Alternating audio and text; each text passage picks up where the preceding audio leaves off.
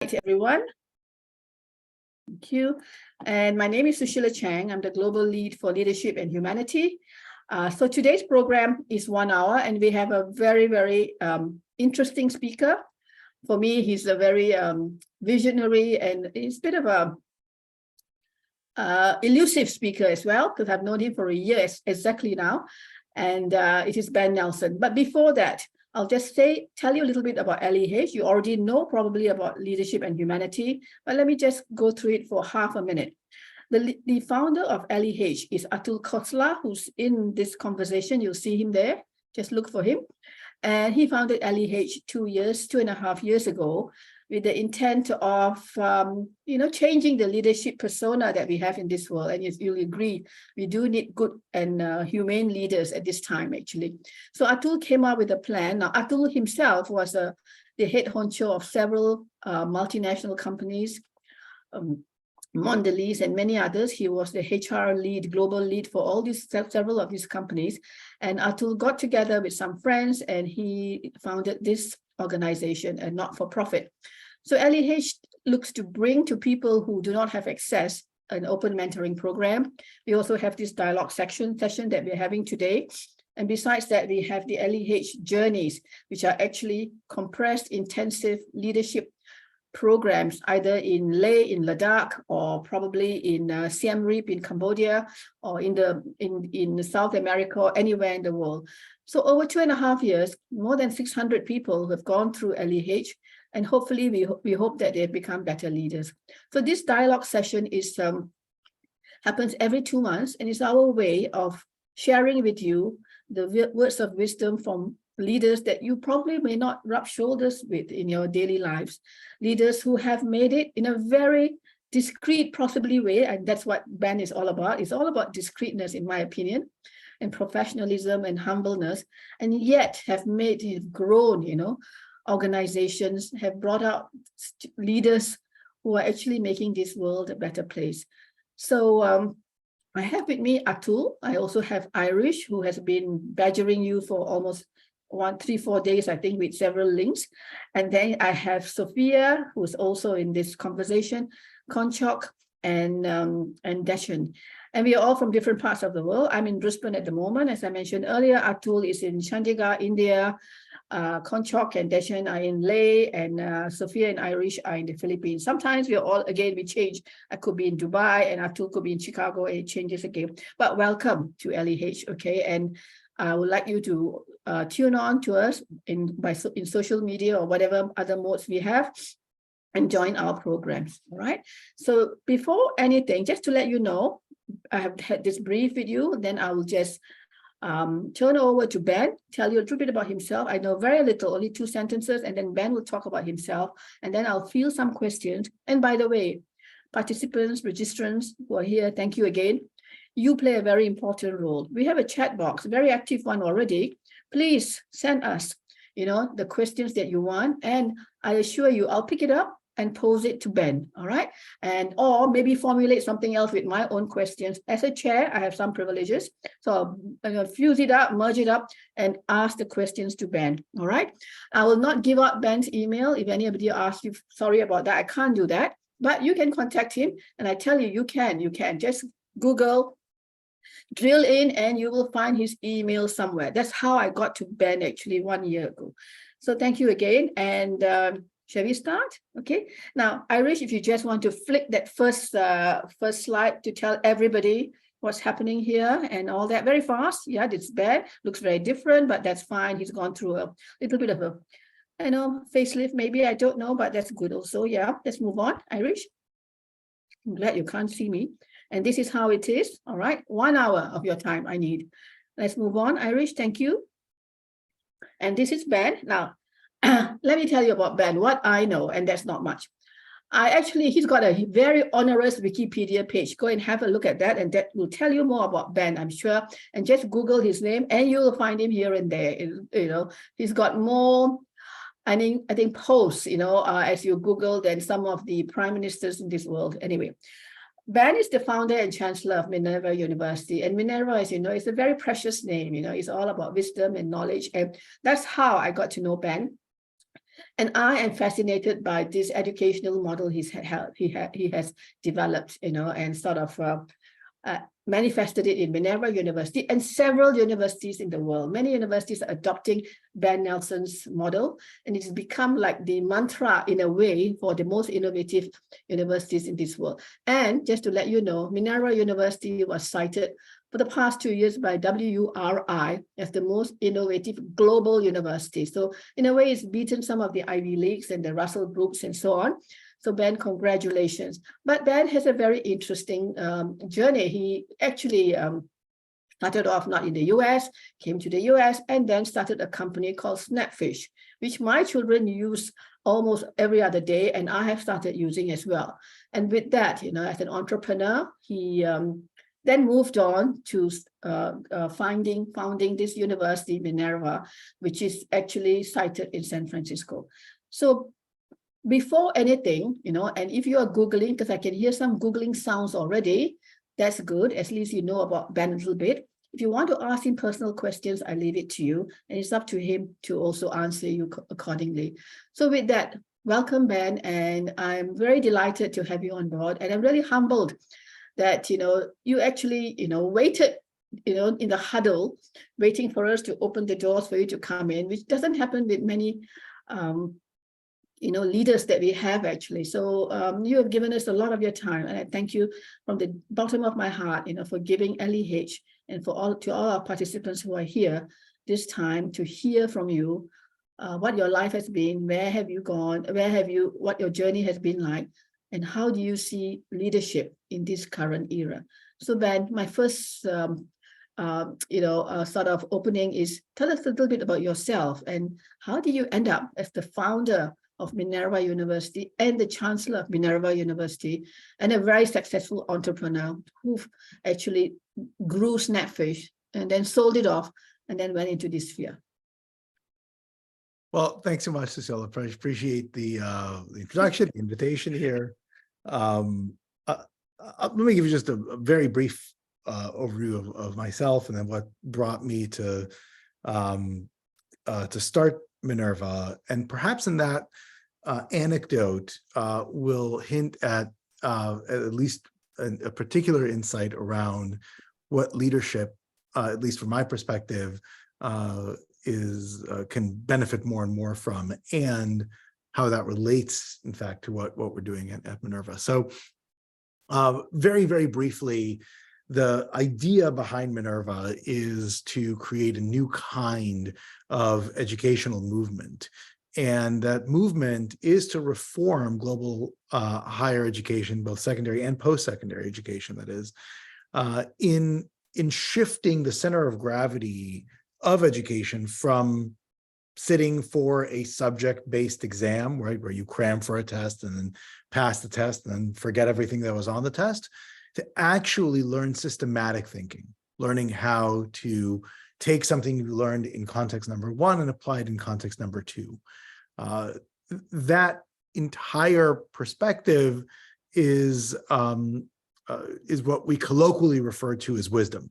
Wisdom is knowing what to do in a situation you've never encountered before, as opposed to just recalling something you have encountered before. That's just memory. And what the Minerva movement is all about is the opportunity to center the enterprise of higher education, to value a wisdom-centered education and curriculum over even the most prestigious or sought-after traditional curricula or systems of education. And the imperative behind it, I think, and the way I got to start Minerva is, I think, a little sample of what this means in practice. And so I'll give you a very quick overview about the initial idea and where I came from, but also then I'll kind of try to explain, rather than giving you a biography of what I've done, to explain some things about my pre-Minerva life, and then how they relate to starting Minerva, and then how they relate to leadership in general.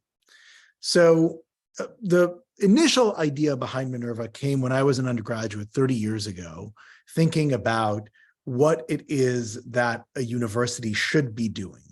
And that drive, that impetus to fix the university was really what animated me throughout my time at the university. I was spending more time on trying to fix the Ivy League university I was going to than I was spending on my classes, on pretty much anything else. But over 4 years, despite all of the arguments that I made, despite the fact that very few people disagreed with my premise, turned out nobody cared. Students don't go to an Ivy League university to learn anything. Professors aren't there to teach anything. The administration couldn't care about teaching or learning. They were all there for different reasons. The undergraduates were there to get their stamp and get a job. The professors were there to do their research. The administration was there to raise money and make the university feel nice. And so there really was no audience. There was no constituency for me to appeal to. And so I gave up and I went into the real world. And it was only more than a decade after I graduated when I realized that these same animating ideas of fixing institutions to train individuals in order to think systematically was more and more needed in the real world, because we had a systematic failure of leadership in government, in enterprise, in cultural nonprofit institutions, in the media. And we see that problem exacerbated every year. I don't think there are a lot of people who believe that the governance, global governance in 2010 was worse than it was in 2020, let alone the global governance in 2000 or 1995 or 1990. Right? When we think about some of the giants who have led countries, corporations, etc., there rarely are contemporaries, and there's a real deterioration, not necessarily because people are getting dumber. In fact, there's evidence that people are getting smarter, but the world is becoming so vastly more complicated that the abilities of people today trained in a frankly flawed method is simply not enough to keep up.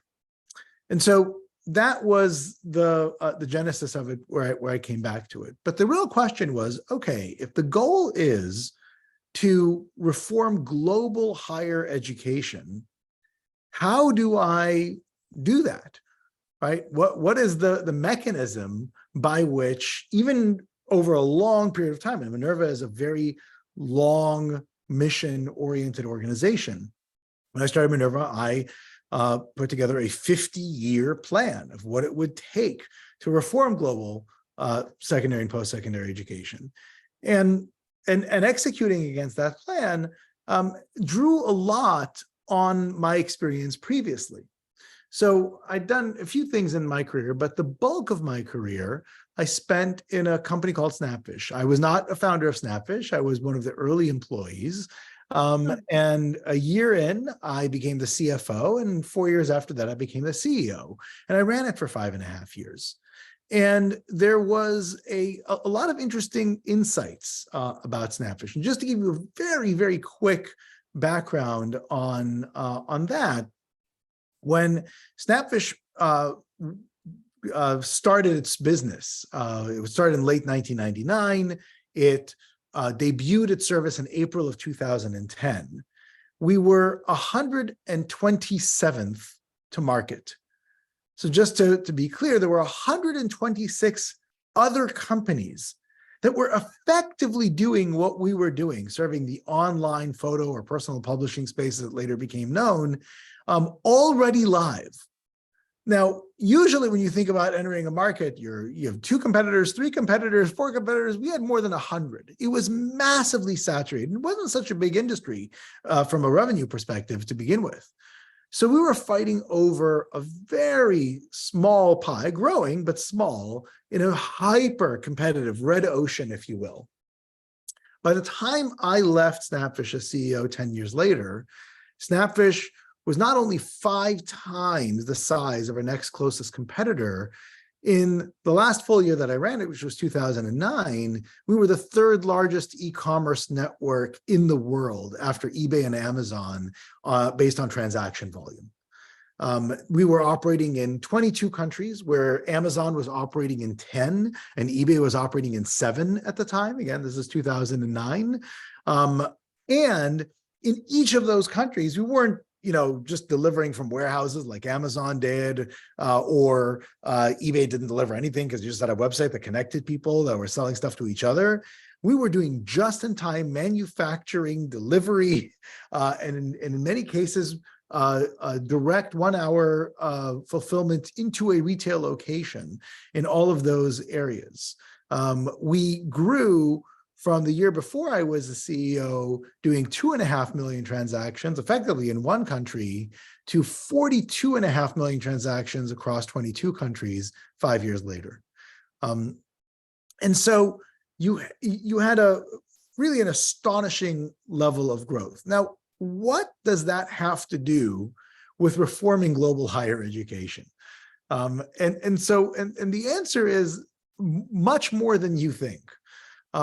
So, for example, one of the key lessons that we learned was that in order to appeal to our end consumer, we had to understand the real driver of the market, the real thing that made the sector hum. Now, when most people think about photos, they think about, photos, these are your precious memories. What matters is how well you treat them and how you think about it. And for sure, if you don't have a certain level of quality, people aren't going to use your service, right? But once you attain a certain level of quality, most consumers are not professional photographers. They're not going to be looking at the color saturation and say, oh, this is too warm, this is too cold. They're just going to say, hey, there's a good looking print, and that's it. And the reality is that the primary driver of that market was price. It was a commodity market. It was like selling orange juice and pork bellies. It was a pure commodity play. And so keeping costs down, passing those savings on to consumers in visible ways, taking advantage of odd even pricing, that drove demand, right? It was crystal clear.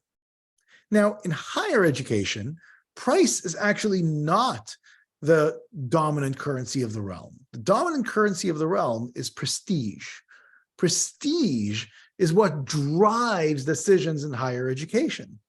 But it was the practice of understanding the animating force of the market that enabled me to take the same learning and success at Snapfish and bring it to Minerva, and bring the idea to Minerva, and understand that it is hacking prestige which mattered. Right. And the way I did that was to say, I'm going to go and build our own university that will be the most prestigious university in the world. Now, why did I understand that? Because in the Snapfish days, we built, of course, our own photo website, snapfish.com, right? Or various variants of it in various parts of the world. And where we were competing, certainly in the United States, we had the largest website by transaction volume where we were competing.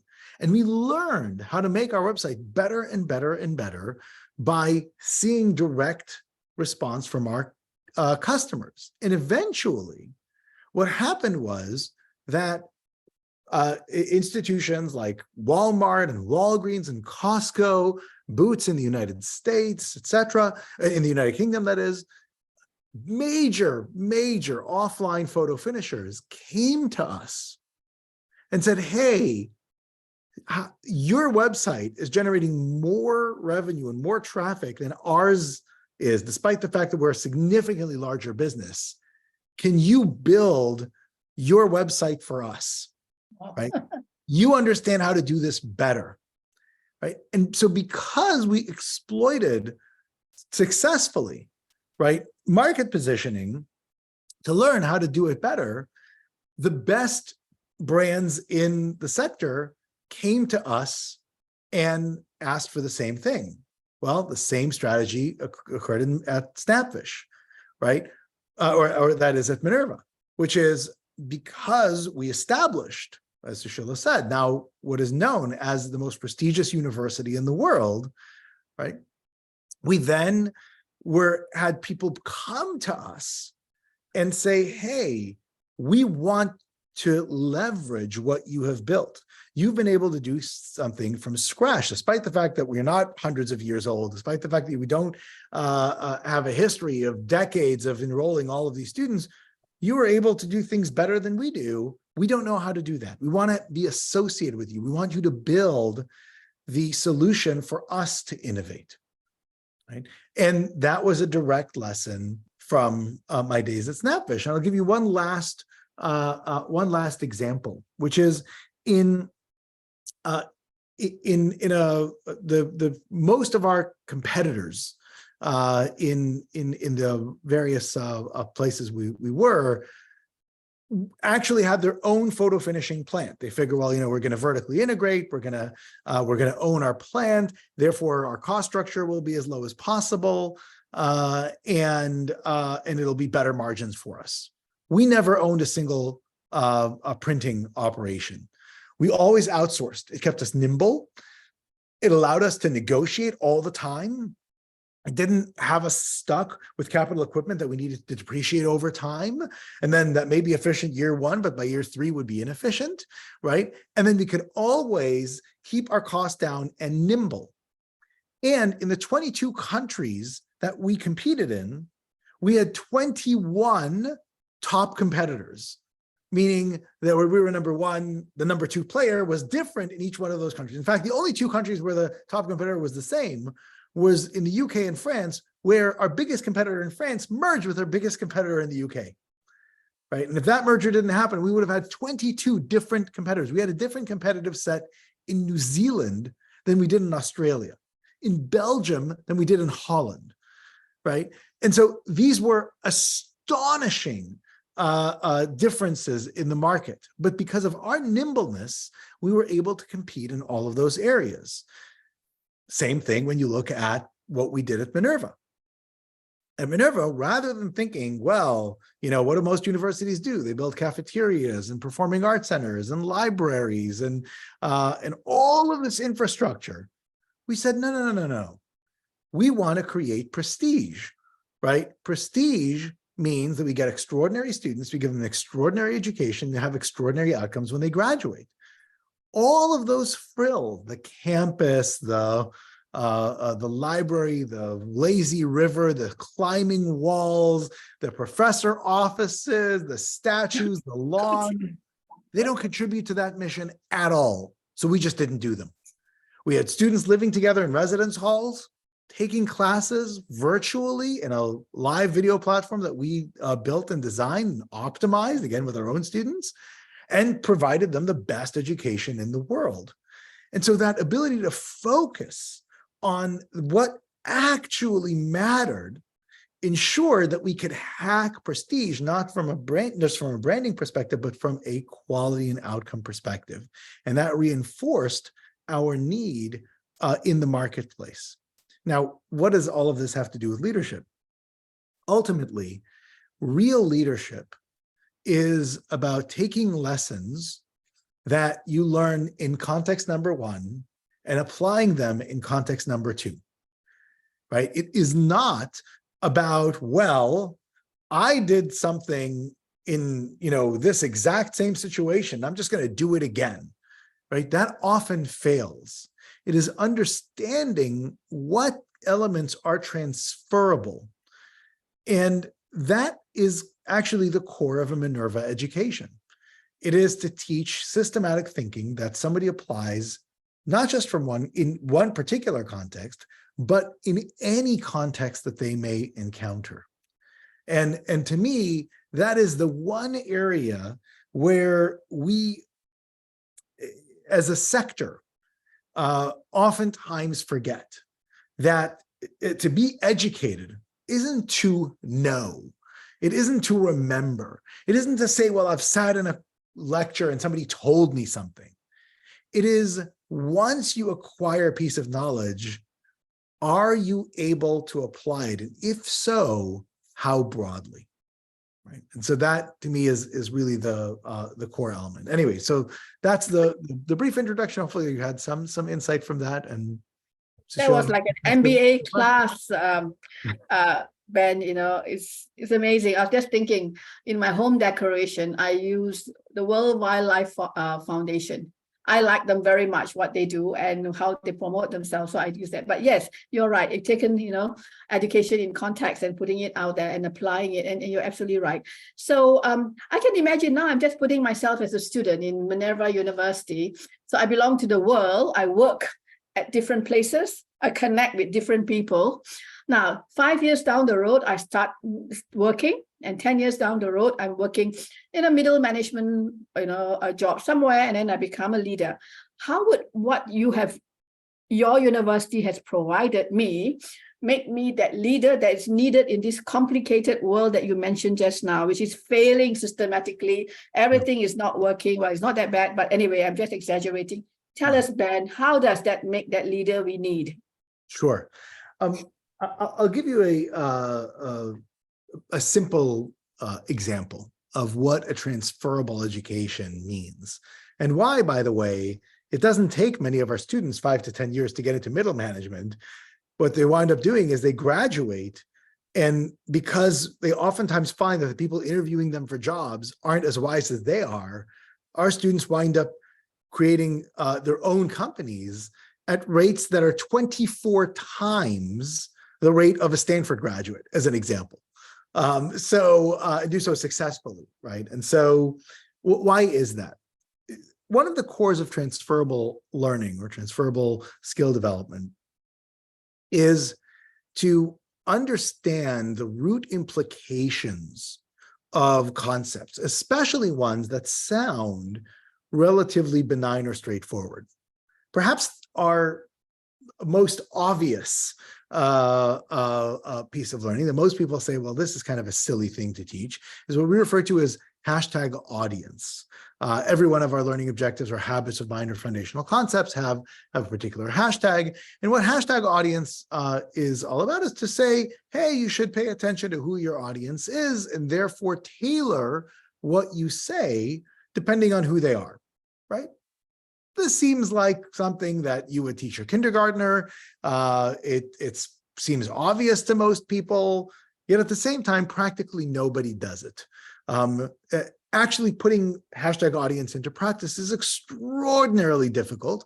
If you want some evidence of it, think of any time you sat in a lecture, anytime you went to a conference, somebody got on stage. How engaging was that speaker? Right? And before you say, oh, I had such a great time, why don't you just take out a piece of paper and write one point that was delivered by one speaker of the last 10 speakers you heard? Think about it. It's extraordinarily difficult because you were actually not engaged. You weren't learning, right? You certainly weren't being provided a message that was given you. And if you were, right, you would know, hey, that's an extraordinary speaker. That's somebody who really tailored their message. Now, fine, that's an important concept. It's important to understand that it's difficult to master, and therefore you have to practice it and all the rest. But that doesn't really lend itself to transfer, right? Because after all, it's kind of obvious, if we give a speech or if you talk to somebody in person or if you're in a meeting, even if you're writing a memo, the concept of hashtag audience is straightforward. When you are trying to communicate, think about the audience and then tailor your message accordingly. That is not a transferable situation. It is the same context. You communicate, somebody else is absorbing your communication. Take that into consideration as you craft your message, right? But that actually begs the question of why is it that you have to think about your audience? What is the actual goal? Well, your goal is to be effective. Your goal is to make sure that when you deliver a message, that it lands with the listener as you intended, as opposed to through all of the filters and biases that that person has, like we all have. And so what you really have to understand if you want to truly grasp the idea of audience is that if you think that your intent matters when you speak, you're wrong. What matters is the impact that your words have on the listener. In fact, that's the only thing that matters. But now, think about what happens when you are the listener. When you're the listener, the goal isn't for you to ensure that the other person is being effective. What your goal is to understand what is it that the person delivering the message is actually trying to do. Are they trying to manipulate me? Are they trying to help me out, but are just inartful in the way that they do it?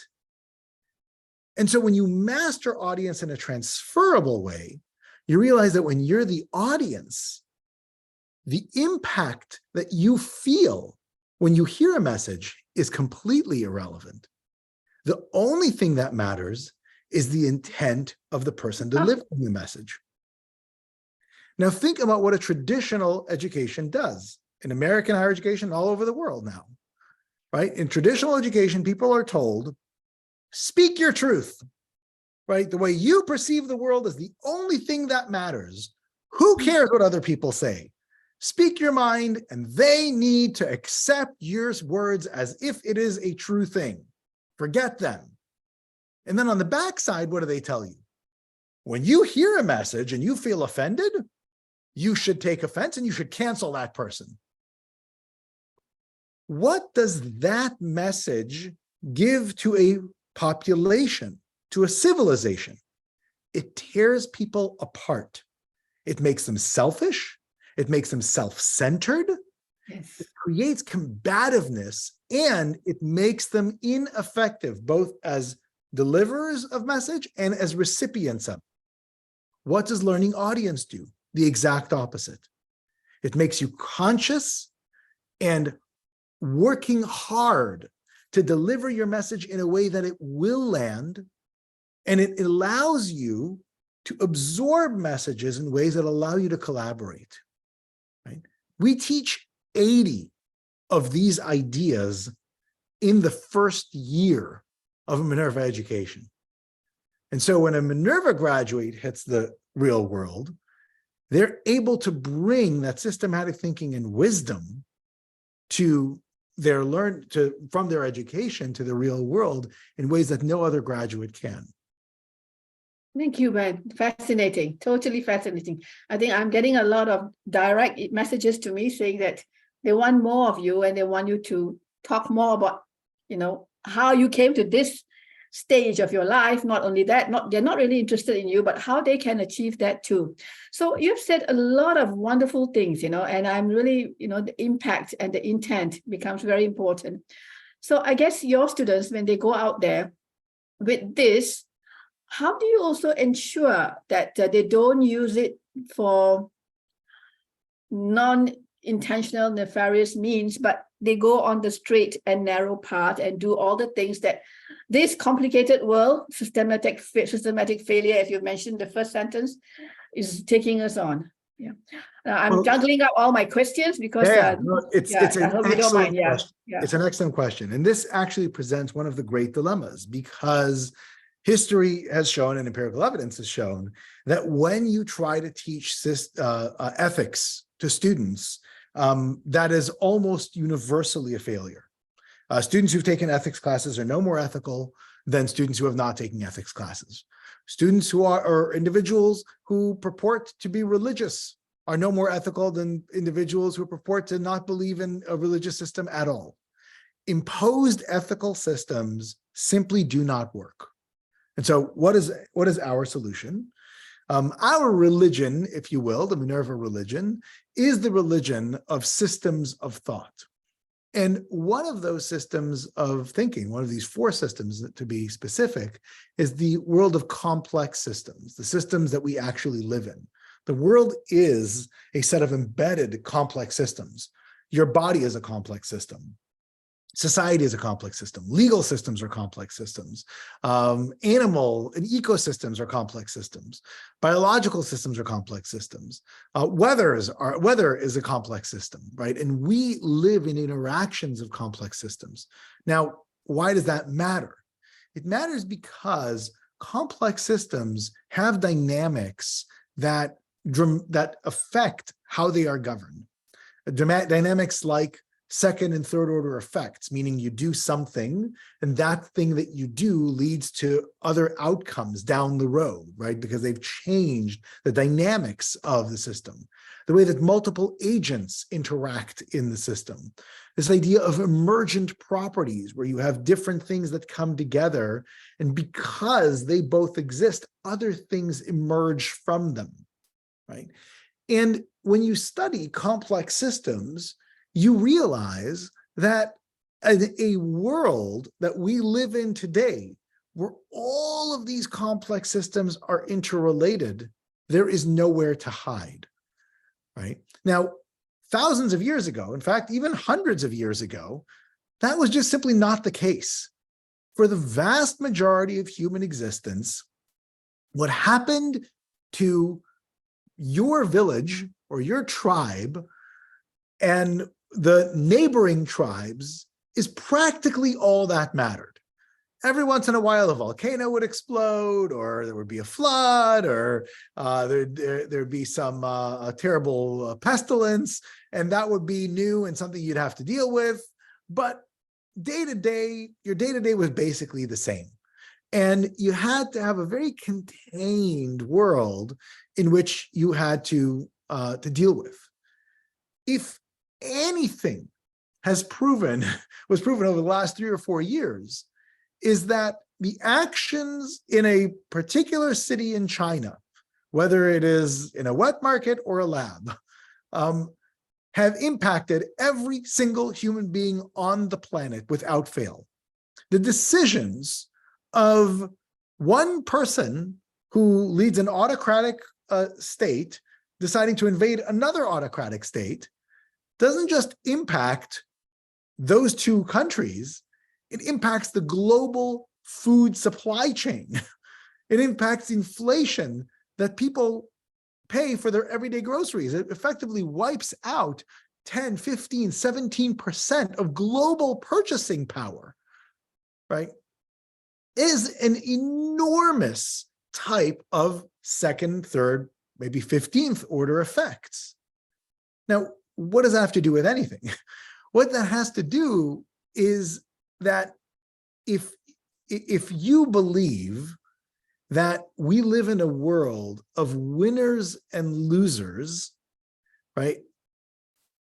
I think the study of complex systems and the way our world has evolved makes it relatively clear that maybe on a micro scale, you can get away with it for a little bit, but what goes around comes around in faster and faster cycles than we have ever seen before.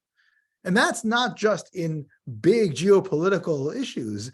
It is in, treating people poorly, right? It is in laughing at other people's expense, right? The ramifications for ill behavior in a connected, fast-changing world are profound. And the more that you learn and understand how systems operate, the more you realize that you have a natural incentive to behave ethically. Thank you, Ben. Thank you. That is mind-boggling, actually. So I just want to ask you, we have about 20 minutes left. The questions are coming, but somehow they're all a bit, I don't know, they're writing to me directly, which is strange, actually, but that's fine. But just a few personal questions, I mean, you have gone through a lot. So you were the CEO of Snapfish. Tell us, you grew that company. What was it, in the qualities of a leader that you had that sort of propelled the company forward? One question. What are your biggest life challenges, if you have had any? How did you deal with them? And do you have anybody who inspired you to be what you are today? Big, Okay, I'll remind you. questions. Yeah. I will say it sounds like a very trite answer, but it is true. My biggest inspiration, is taking the last one first, are my parents. I am who I am today. I think the way I think today. My work ethic, my ability to change context and culture and environment is really all due to this really extraordinary combination of parents I have, where I have a father who is one of the world's great scientists and is dyslexic and has been like my son. Okay, fine, very good. Yeah. and his brain operates in ways and makes connections naturally that other human beings can't really make. And my mother, who continues to have an extraordinary life of her own, yet is really one of the world's great teachers, and was able to explain to me how my father makes the connections that he makes, and gave me my own version of a Minerva education informally growing up, and many other lessons. So that to me is the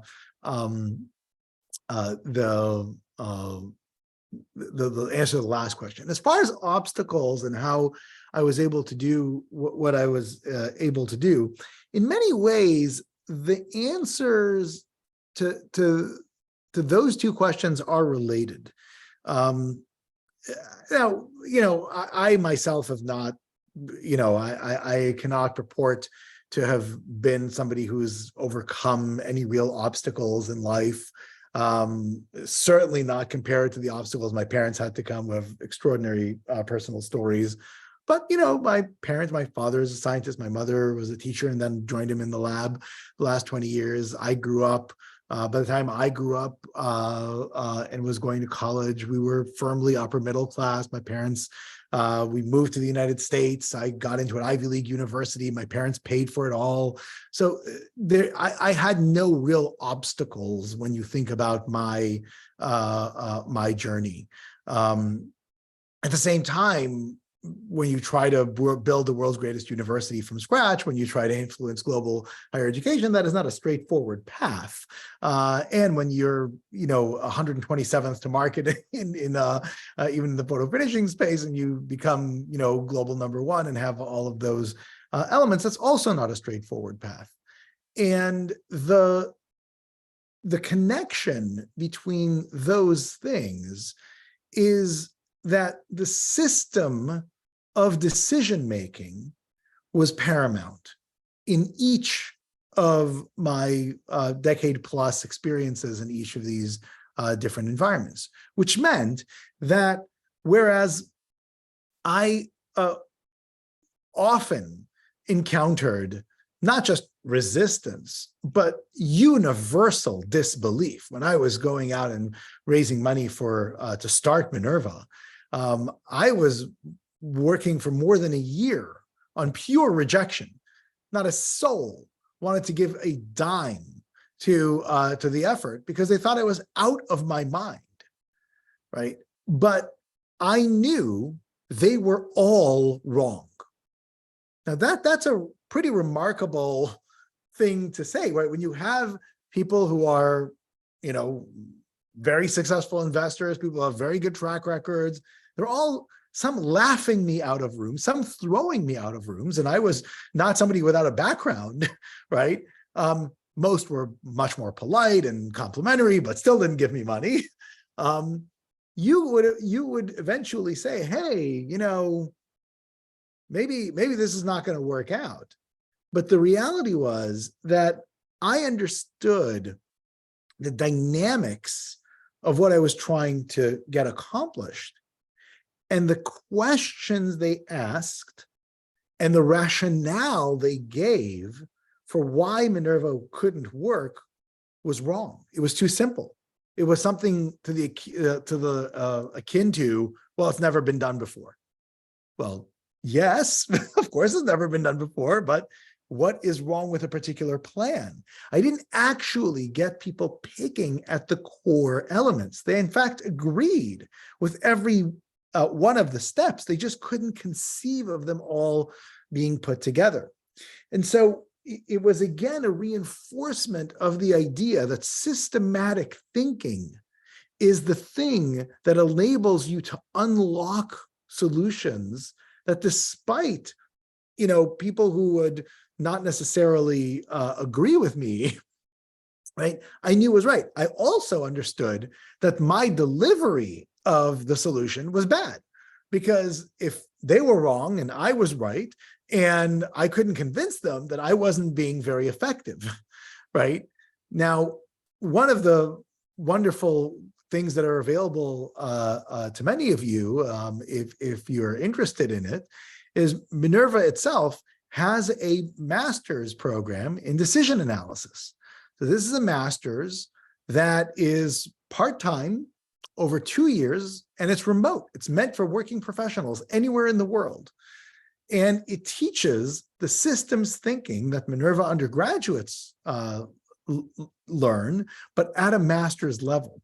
And so I would highly encourage you all to look into the master's in decision analysis, because it is one of the great shortcuts to teach and learn systematic thinking in applicable ways.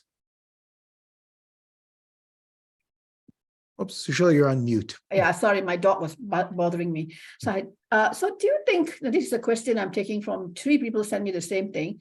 So you have told us about the Minerva concept and what you do, and you had those 80 problems or questions that your students go through in first year in leadership, and about decision making and so on. So do you think your graduates, oh my gosh, my dog is bothering me again, will be good leaders and humane leaders? We need good leaders, as you've mentioned, with all the things happening, wars and so on.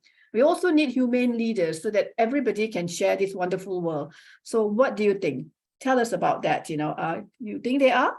Because you've been there for about 10 years and bit now. Yeah. Yeah, I mean, absolutely. And again, I think they are tooled, and you can see it in what our graduates wind up doing.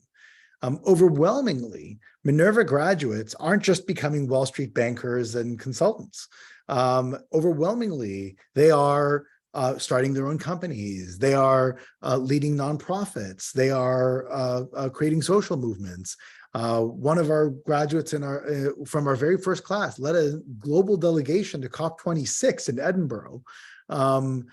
These are, many of the companies they're starting are social impact companies. We have a huge number of our graduates that wind up going into education, right? And so we see the nature, and when they have that systematic thinking tools, they deploy it for the betterment of the world. That is, in fact, what our mission is all about. It is nurturing critical wisdom for the sake of the world.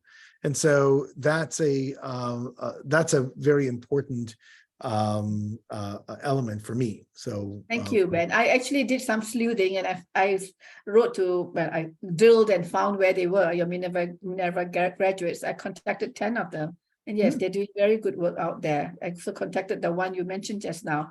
So somehow it has got there, but they did say that they would like more to be in that space. But coming back to that, I just want to ask you another question, and our audience is very quiet. They're sending me questions.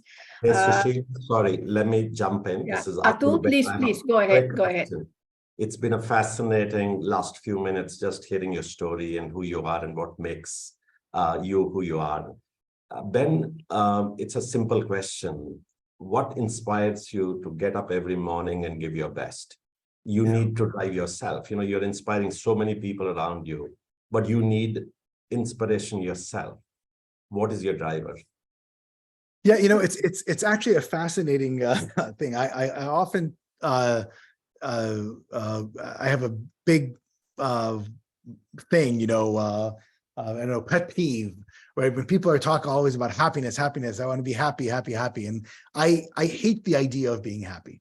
I think that the concept of pursuing happiness is like pursuing drugs or sugar, right? And you'll never win, right? Because you'll go and you'll get a little bit of sugar, and then 3 seconds later you need more, right? And happiness is that on steroids. And I think the real conversation is about how do you find fulfillment? And because fulfillment is fundamentally painful. Think about children. I have two, right? An amazing 12 and an amazing 7-year-old, and raising them is miserable. We have to be honest, right? When they're first born, they don't sleep, they keep you up, they have to clean after them, then they hurt themselves, it like hurts you every time you see them do things, then they destroy your house, they give you emotional strife as they get more mature, right? But nothing is more fulfilling than having children, right? I was lucky enough to have discovered my life's purpose at the age of 35, right? And to decide that I would devote the next 50 years, the rest of my life, assuming I have that 50 years, now, 25% less as 13 years have passed, to pursue my life's mission. And the reality is 13 years into it, having this be the only thing that I do, I get out of bed every day. And it doesn't matter if I had 8 hours of sleep or half an hour of sleep, right? It doesn't matter if I'm getting out of my own bed or any bed in any one of hotels in 20 plus different countries that I visit every year, because that is the thing that allows me to be fulfilled, right? It's hard work, it's slow, but it's meaningful. And having the privilege of being able to do something that is meaningful and that you can substantively see is different, right? That it's not, oh, here's a statistic that, I can show, every university in the world that say, oh, look, we graduated 3,000 students and look at this, like these three, right? And what they're doing. No. I see the population. I see when we intervene in another university that follows in the footsteps of Minerva, how their leadership will say, my God, Minerva has given us 28% learning gains in the first year compared to our graduates in our previous program, right? These are not anecdotes, they're impact, right? And that's the thing that helps me pursue it and gets me excited to do it for the next 37 years. Fabulous. Thanks, man. Pleasure. I also had a question from Preeti that came in. Preeti, do you want to, is that something that you want to come off mute and raise the question, Preeti? Sure. Hi, Ben. It's absolutely fascinating to hear you. And thank you so much for being here and making the time. Okay. So what I wanted to understand from you, what's your most difficult challenge regarding people capability in your team? Well, this may be a bit of a surprise answer, but the biggest challenge regarding people management in my team is myself. I'm a terrible manager. I mean, really, really bad. Now, I think I'm a pretty good leader, but I'm a really bad manager. I hate people management. And to me, one of the greatest challenges has been finding individuals who could report to me, because I'll recount a funny story, again, Snapfish related, since that was the thing. About I don't know, 4 years ago or so, maybe less, maybe 2 years. I think it was actually after COVID lockdowns. So it was about 2 years ago. We had a Snapfish reunion of people who've been at the organization for a long time, and the left and all the rest. And one guy who was there recounted a story about my managerial prowess, recounting his review, right? And he said that his review, the first time that I gave him a review when he started reporting to me, consisted of 4 words. And the 4 words were, good job, get better. and that's the extent of the kind of feedback that I like to give. I want people who are completely and utterly autonomous, who don't need my intervention, but will seek out my advice when they're stuck or when they're not sure what to do. And if they make a mistake, will raise their hand and admit it, as opposed to have me point that out. Most people are not like that, right? And I was very, very fortunate in my time at Minerva to have found a number of people who fit that mold. I've also found other people who did not fit that mold, who didn't last Minerva very long. But it was the people who were able to deal with my disdain of people management that have made Minerva successful. But it's also been the biggest challenge, because it's a huge deficit that I have in being a bad people manager and disliking it so much. And it's not something that I realized, it's not something that I can get over. So I had to mold the institution to deal with my shortcomings. But it works, right? In all the chaos from you, it works. That's great, actually. One last question, maybe from the audience. Sorry. Sushila, I just want a follow-up question on that. Yeah, I know sure, Preeti, go on. Go on, Preeti. Yeah. Thanks, Sushila. I know a lot of leaders who are great at technical excellence, and which is by virtue of which they do get promoted to the leadership positions. But like you said, not everybody is great at people management. So what advice now, in hindsight, with all the wisdom that you have now, what advice would you have for such leaders who are not great at people management, but need to do it as leaders? Yeah. So look, as much as you want advice on management from a person who's a terrible manager, but what has worked for me is to truly empower the people who work for me, and to be clear with them that what I consider effective outcomes, which is that I have no problem with people making a mistake. I have no problem with them making multiple mistakes. I have a huge problem of them making the same mistake twice, right? And so long as they understand that they're able and expected to make mistakes, but that once they do, they take it upon themselves to learn how to correct that mistake and to seek out my advice and help. I'll give you a very straightforward example of this. The first executive I hired, who was my chief product officer for 9 years, been with me, had been with me for a long, long time, and a great person at Minerva. When he was initially building the team, we were, I think, 5 people at the company at that point, and he was interviewing a kind of engineering director. And everybody interviewed him, and I interviewed him, and at the end, JK came to me and said, "Hey, what do you think?" And I told him, "Listen, if I had a vote, I wouldn't hire him because this, that, and the other. I think he's a terrible fit." And JK said, "What do you mean if you had a vote? Right? There are 5 of us here. You're the CEO and the founder of the company. Obviously, you have a vote." And I told him, "JK, I don't have a vote.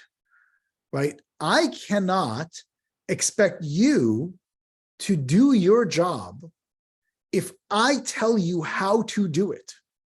I can't constrain you beyond here's the budget, here are the goals, like this is what my job is. But if I constrain you in giving you budget, goals, and telling you what people you hire or anything else, I don't have a vote. I have an opinion. And your job is to listen to that opinion and decide whether or not you should be listened to." And the interesting thing is Jake actually wound up making an offer for the guy, but because he was a terrible fit, he didn't take it. So, which is, again, fine, right?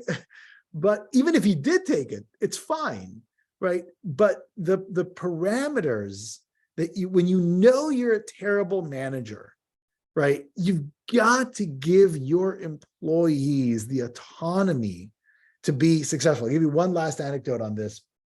Again, most people who know me realize I'm a terrible manager, probably because I don't hide it. I talk about it very openly. But I have one investor who says that I am the best CEO in his portfolio. And usually when you ask why is that? Why is somebody a good CEO? They'll say, oh, you know, performance, great manager, inspiration, all the rest. And he says, no. Ben always has time to respond to emails. Very true. Very true, Ben. Ben will Very always, you know, Very like true. you know, he says, an investor, I'd say, hey, there's a conference in, you know, halfway around the world, and can you show up? And I say, yeah, maybe I'll be able to do it. And that's because the people who work for me are autonomous. Fantastic. Right. Yeah. No, very true, Ben. You replied, and Irish will agree. You reply to emails like that, and that is amazing. So humbling, actually, so humbling. So I don't know. Any last question? I'm tempted to keep Ben here for a while, but I think we have already signed you up for 1 hour, and I feel very bad to take you away from whatever else you're doing.